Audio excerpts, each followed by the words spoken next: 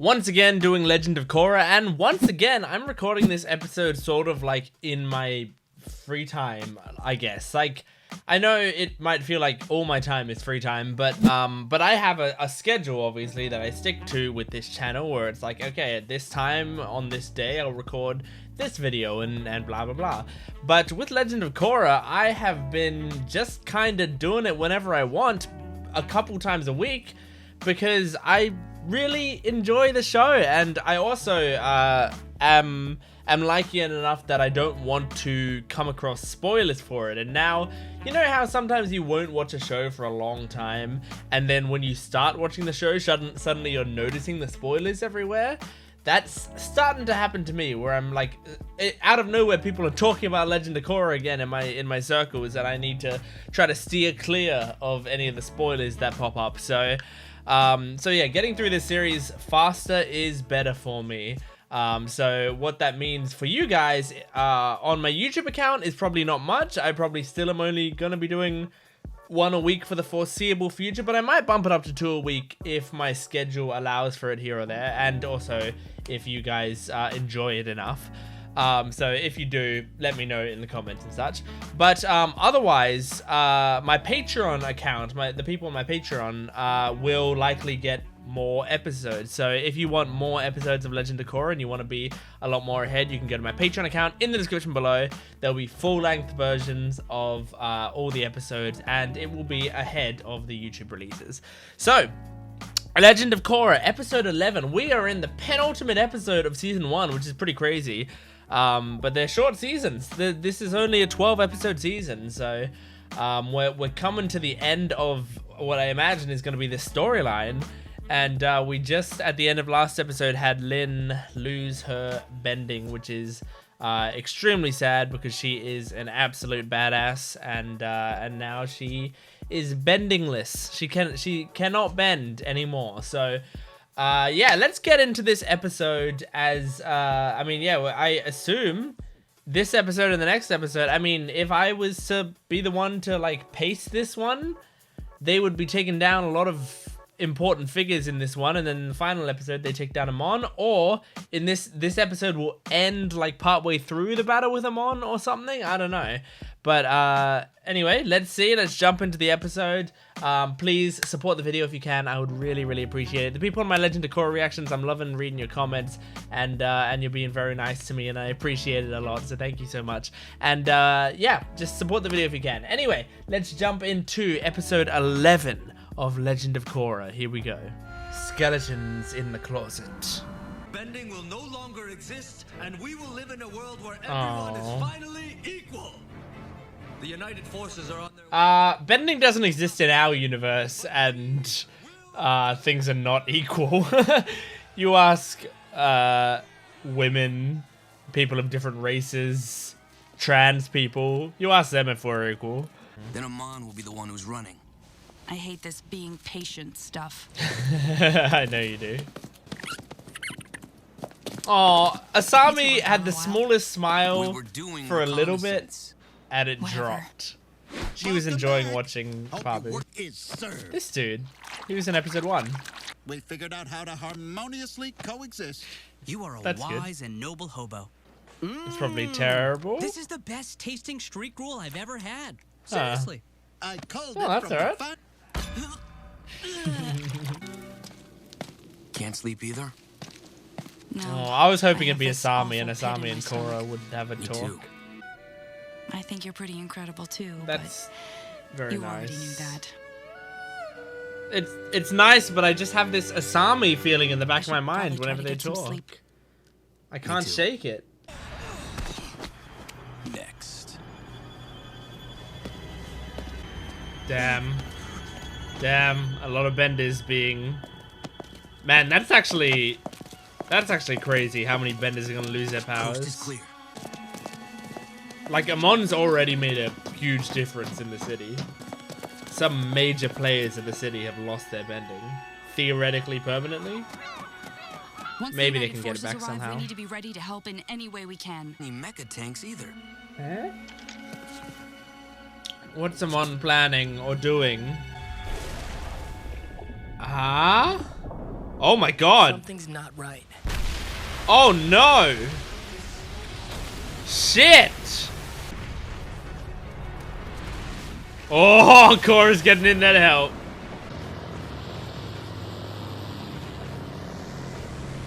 Oh my god.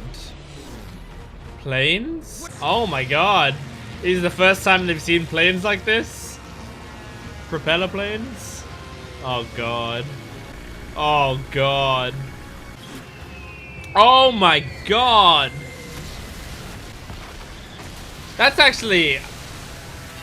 I mean, that's gotta be awful when you're in a war and the opposing side is like inventing technology to fight you with like this. Shit. Man, can Korra even do anything?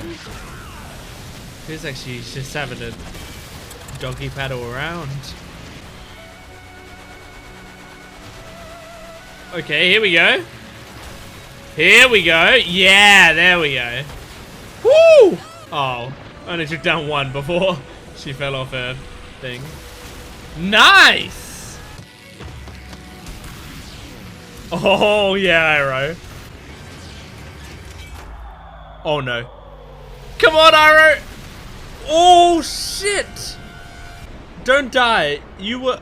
Oh, my God. Don't die. Don't die? Okay. Save him. I don't want him to die. He's voiced by Dante Basco. It's all right. I've got you. And his name's Iroh. And who is the recipient of this top secret message? Damn, you got Commander radios Boom. here? 2nd Division of the United Forces. Commander Tenzin's Boomy. brother? Yes. Ah, The yeah. bravest commander you'll ever meet. Ready, sir. That's right. Ambushed and It's time to take down my father. Man, Asami's going through a lot.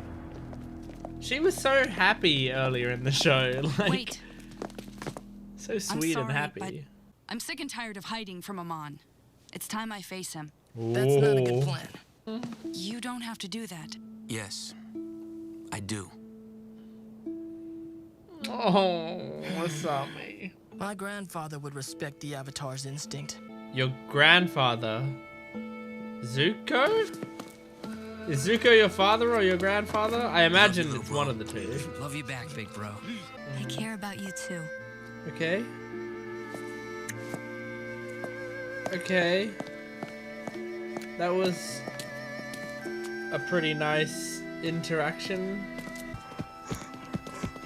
I care about you isn't quite as strong as I love you, but... Valiant heroes.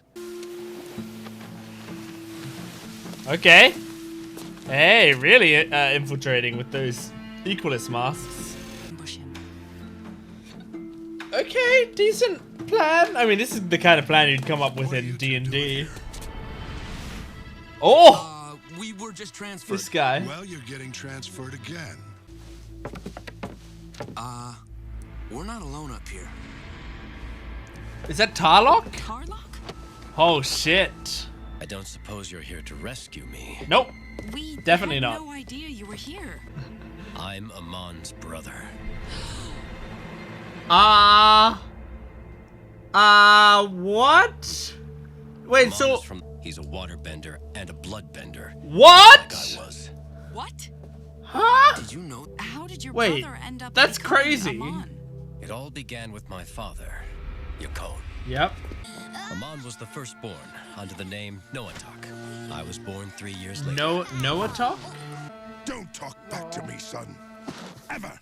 Even back then, Aww. my brother wanted everyone to be treated fairly and equally. When I was 7, It was declared illegal thanks to that coward Katara. Our family has the strongest line of bloodbenders in history. Katara made it illegal. You That's boys good. have this power inside of you. Destroy the Avatar. You must avenge me. That is your purpose in life. God, good days that's were awful. behind us. Ugh. Without the need of the full moon. We practiced constantly, and I hated every minute of it. It sounds awful. If you're like a decent human being. Aww. Oh, but also that's funny. It's kind of funny to see them dancing together, but it's also really sad. For manipulating helpless animals. Mastering my father's psychic blood So is that technique by the time he was 14. why the bloodbending barely worked on Amon? Because he was like bloodbending himself at the same time to keep himself moving. Oh my god. Us to extremes, and one day he made us bloodbend each other. Oh god. A No duel. attack. Oh, this is awful. Man. So, this guy made like 2 villains of the series at once. Teach you a lesson, you insubordinate. Oh shit! Stay away from him. Alright. Dare you bloodbend me? I mean, you trained him. You're the one who... You always say Is a bloodbending is the most non-bender. powerful thing in the world. He took your bending away. Uh-huh. What could be more powerful than that? You are a weakling. Oh. Damn. I feel like we're still missing a piece on like why Amon's doing everything he's doing. Is your mother still alive? I am truly sorry for all that I did to you. I thought I was better than my father. I became a soldier of revenge, just like he wanted me to be. Okay. And so did my brother. If this is The legit, revolution then may be good. built on a lie. So, he somehow uses blood bending to take people's bending. he takes I the don't know bending how out of he your does it. blood. But then What does he again, do? I've never encountered a bender as strong as He Noah. separates How in the world do we beat him? something. We can't. If we expose him as a bender in front of all his supporters, At the Yeah? rally. we could take away his true power. And undermine this whole revolution. Potentially. Thank you for your help. As long as he's so smart though, I feel like he could spin it somehow. Defeat him. Put an end to this sad story. Okay, Tarlokk.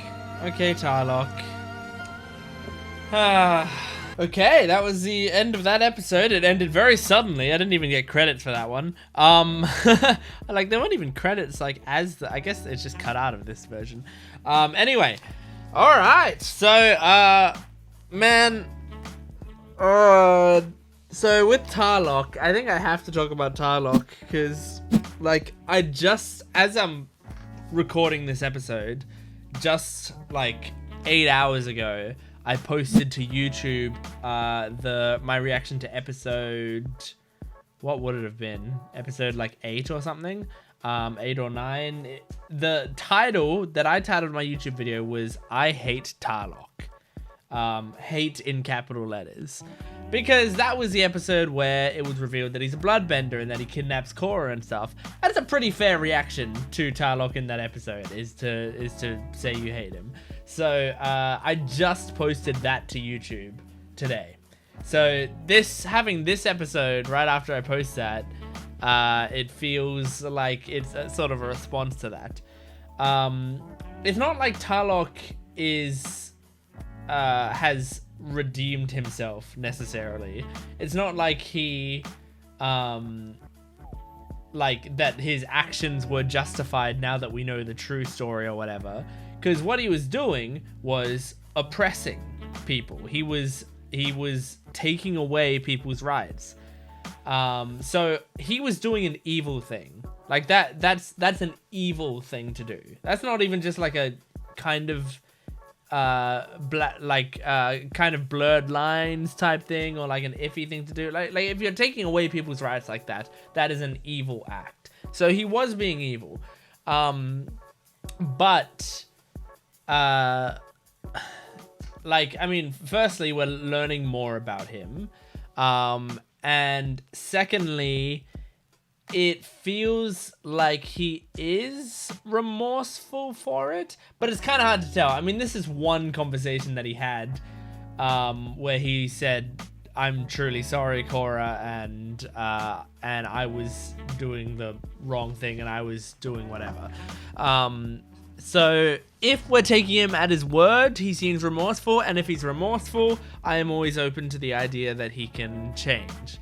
I'm a big believer in redemption, like not just in fiction but also in real life. I think giving people second chances and helping people to become better, the better versions of themselves, rather than casting them out entirely for their actions, is an important thing for humanity and can help us grow as a whole and be able to understand each other better.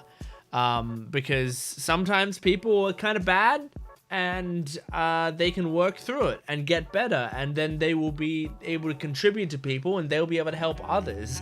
So Tarlokk, even though I made a video that says I hate Tarlokk, if you are truly sorry, I'm speaking directly to you, Tarlokk. Tarlokk, if you're watching this video, if you are truly sorry and you are making amends for that, and you are, gonna try to do the right thing from here on out, then I'm behind you, man. I will try to be respectful of your journey as best I can. So we got Amon backstory. We don't have all of it, right? Because I feel like we don't have all of it, because we saw in his backstory that he was about things being equal, but I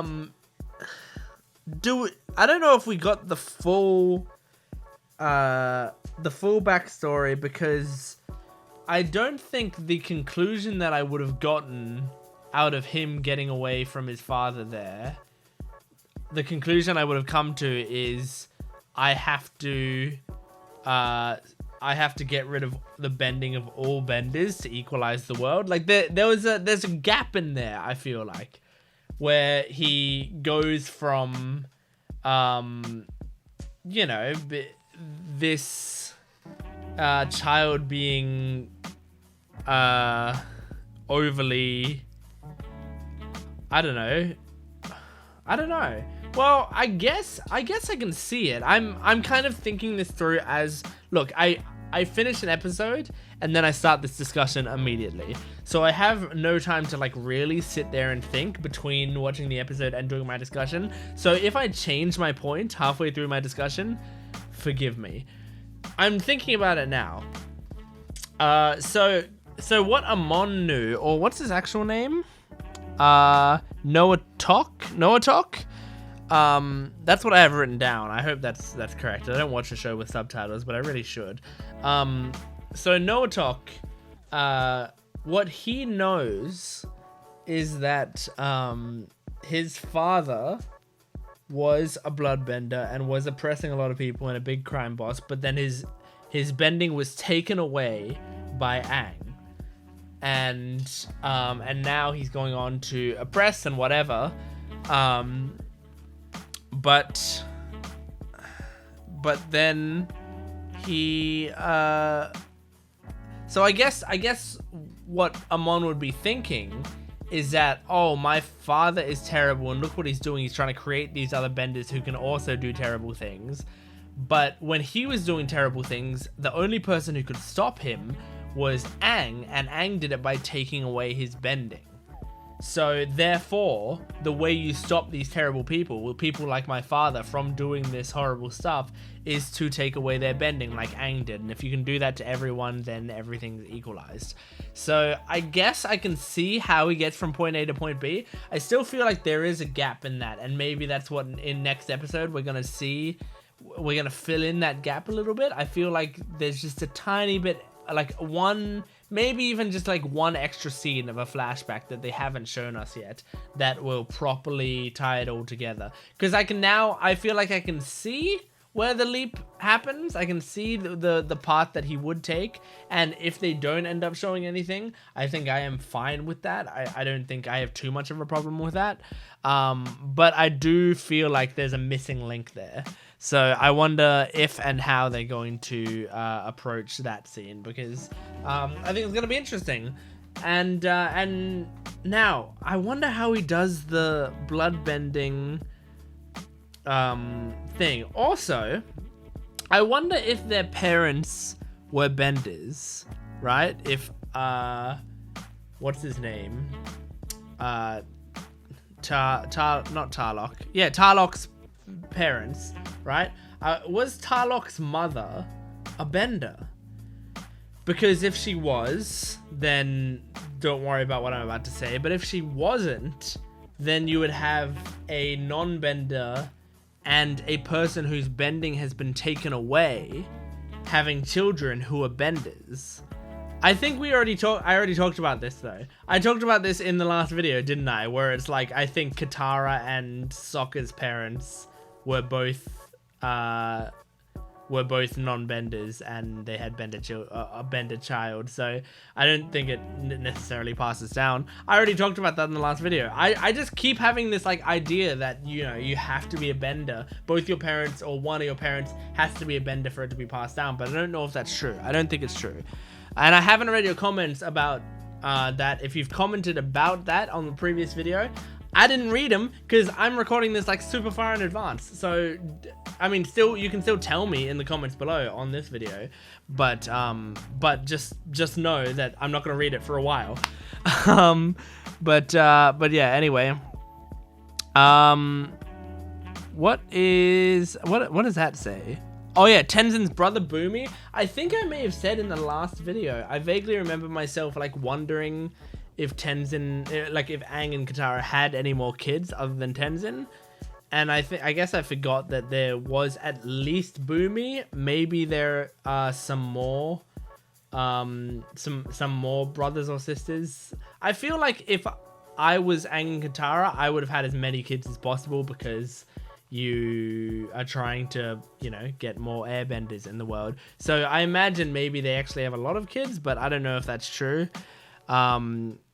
Like, you know, they don't have to. They can start small, but it would be like the quickest way to possibly get the airbenders to properly repopulate. Especially if you had like one kid. Like, this is a really sad thing to think of, but if you had like one kid and then that kid was like infertile or something.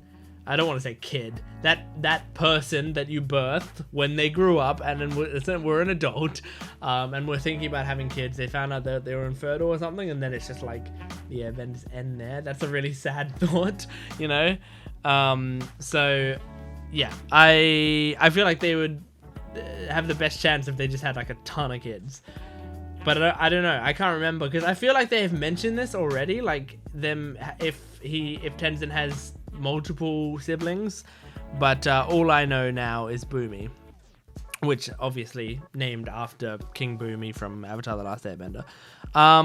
Also, just a fun little side note, Bolin is actually a funny character. I know he's like the comic relief, and so that should be obvious.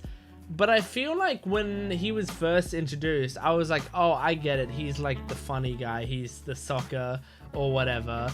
But his brand of humor is a little more like awkward, bumbling type humor. You know, like lovable goofball.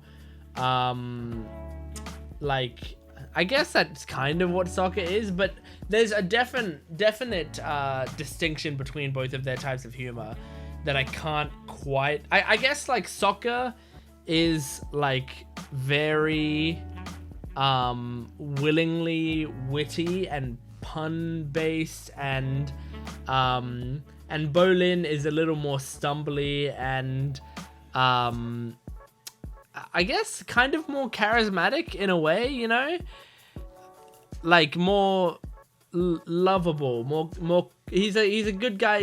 He's a cuddle guy. He's a guy you'd want to cuddle, you know.